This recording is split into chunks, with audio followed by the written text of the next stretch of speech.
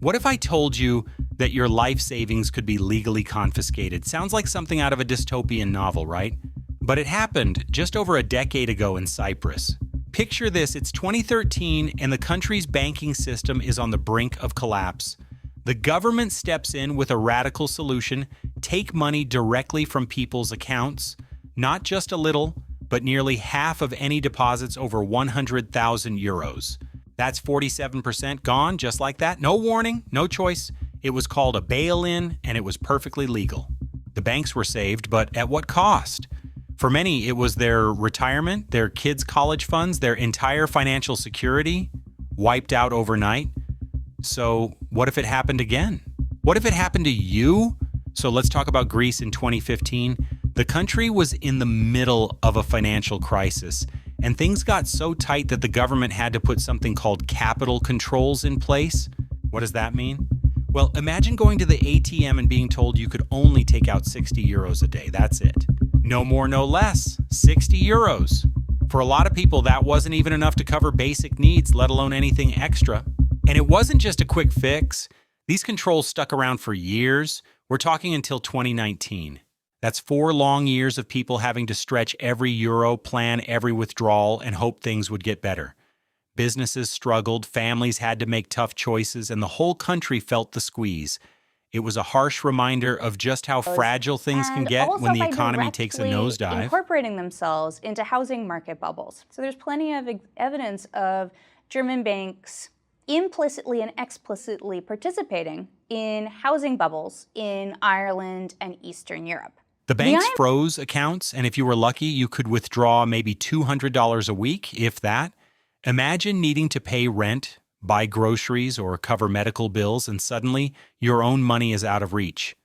Desperation set in fast.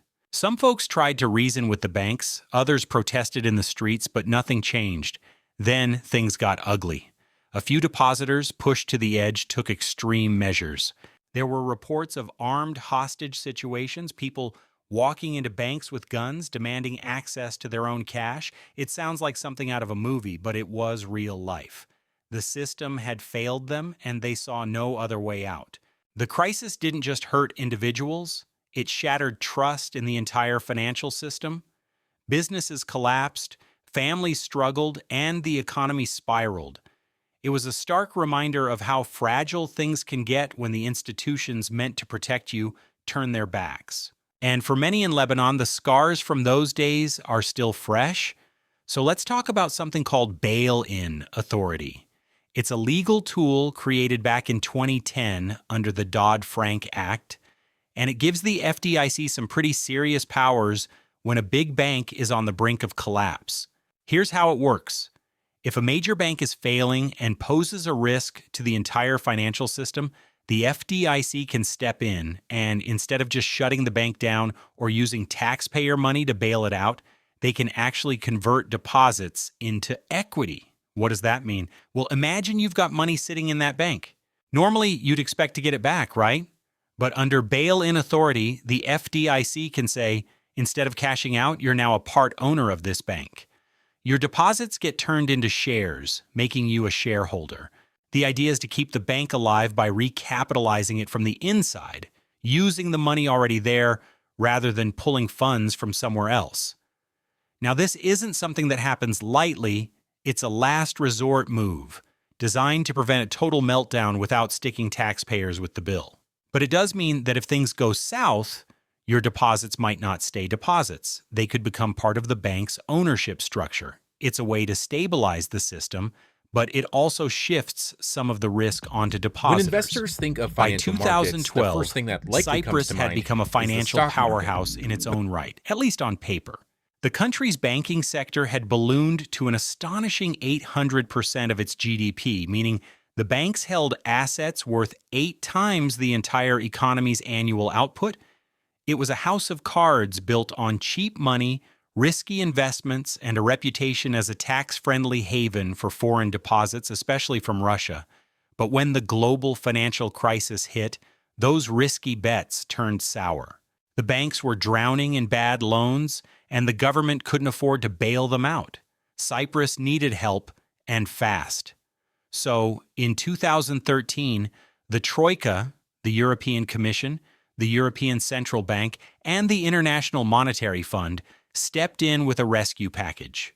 But there was a catch. To qualify for the bailout, Cyprus had to do something drastic. The government froze bank accounts and then did the unthinkable. They confiscated deposits.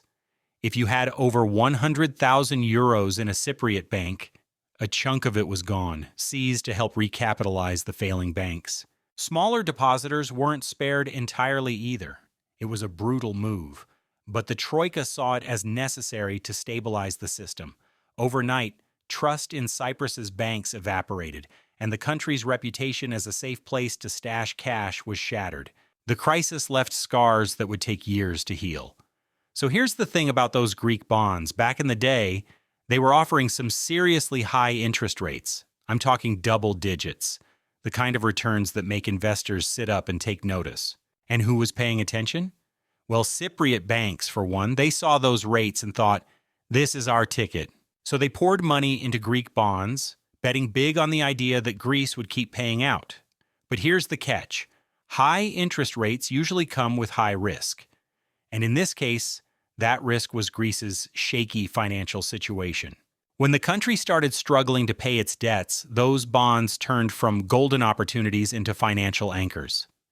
Cypriot banks were left holding the bag, and suddenly, all that money they'd sunk into Greek debt wasn't looking so smart anymore. The fallout was brutal. Those investments went sour, and the banks took massive hits. That, in turn, shook the whole financial system in Cyprus. People started pulling their money out, confidence tanked, and before you knew it, the country was staring down a full-blown crisis. It's a classic case of chasing high rewards without fully weighing the risks, and it left Cyprus in a tough spot. For years, Lebanon's banking sector operated like a giant Ponzi scheme where the whole system relied on a dangerous illusion. Banks promised sky-high interest rates to attract new deposits, but here's the catch. They weren't investing that money wisely. Instead, they used the fresh cash from new depositors to pay the interest owed to the old ones. It was a never-ending cycle, a financial shell game that only worked as long as more people kept pouring money in. At first, it seemed like a win-win. Savers got fat returns, and the banks kept the money flowing. But the cracks started to show when the economy slowed down, and fewer people had cash to deposit. There's new questions the banks were stuck. how our money they is had promised protected returns they couldn't actually Gold's been blasting through all-time highs. They did what any desperate system would do. They doubled down, offering even higher interest rates to lure in more depositors. It was like trying to fill a leaky bucket by pouring water faster. But eventually, the bucket ran dry. Into the When the origin music of the petrodollar, finally stopped, I mean, the whole thing collapsed. The banks couldn't keep up the charade anymore. People rushed to withdraw their money, but there was nothing left. Is the dollar system going had been to crash? hollow all along, Are we built about to on the see false an hope end that to the new money petrodollar would system? always come in to cover the old debts. And just like that, trust evaporated, savings vanished, and Lebanon's financial house of Sometimes the cards weight of came a number crashing is down. more than just You know, digits. when you think what about should the have been a US line on a banking ledger system, quietly it's passing pretty in staggering Washington. how much money is concentrated in just a handful of institutions. America's debt we're just hit talking over $38 $12 trillion. trillion. Yes, A trillion record with a high. T, held by just 6 banks. That's a mind-boggling amount of wealth sitting in the hands of a few. And it's not just the US sheer debt is size picking that's up. concerning. In fact, every These banks second are also national sitting debt on increases over by thousands of $500 dollars. billion So just as in you started- unrealized The United States has losses officially crossed a from their bond Yields back. The portfolios. gentleman from That's a lot of red Florida, Mr. ink that Donald, hasn't is hit the recognized for books 5 yet, minutes. but it's still there, Thank you, Mr. Chairman. lurking. So when you hear about the stability of the banking system, it's worth remembering just how much risk is packed into those few giants. It's a lot of eggs in a very small basket. You know, the Federal FDIC's Deposit insurance Insurance fund is Corporation, often also known seen as the this FDIC, rock-solid was safety created net for bank deposits. But here's the thing, it's not as big as you might think. Right now, it covers just 1.25% Welcome of to all this insured video deposits. for directors That's that a tiny provides an fraction when you overview of the consider the sheer FDIC scale and discusses of our money sitting in banks across the country. So what happens if there's a major crisis? If a wave of bank failures hits all at once, that fund could get stretched thin, fast. The FDIC has tools to handle it, like borrowing from the Treasury or charging banks extra fees, but in a worst-case scenario, depositors might not get their money back right away. And if the system gets overwhelmed, there could be delays or even temporary limits on payouts. For most people, this isn't an immediate worry. The FDIC has always come through in the past, but it's a reminder that the system isn't infinite. If enough banks falter at once, the safety net might not feel quite as secure as we'd like to believe. So, what's the best way to protect yourself from these risks? First, diversify your assets. Don't put all your money in one place. Spread it across different accounts, investments, and even institutions. That way, if one bank hits a rough patch, you're not left high and dry. Next, stay informed. Banking regulations change and new protections might be put in place. Keep an eye on updates from financial authorities and don't hesitate to ask your bank questions if something seems unclear. Lastly, consider alternative financial strategies. Maybe that means keeping some cash on hand, exploring credit unions, or even looking into digital banking options. The key is to have a plan that works for you, not just the bank. Stay smart, stay prepared, and you'll be in a much stronger position no matter what comes your way. Here's what we've learned. Staying safe online isn't just about strong passwords, it's about being smart with every click. First, always double-check who's asking for your info. If something feels off, it probably is. Second, keep your software up to date. Those updates aren't just annoying pop-ups, they're patches for security holes. And third, use two-factor authentication whenever you can. It's like a second lock on your door. Now here's your quick prevention checklist. 1. Never reuse passwords. 2. Be skeptical of emails or messages asking for personal details, even if they look legit. 3. Back up your data regularly so you're not held hostage by ransomware. 4. Use a password manager to keep track of all those unique passwords. And 5. Trust your gut.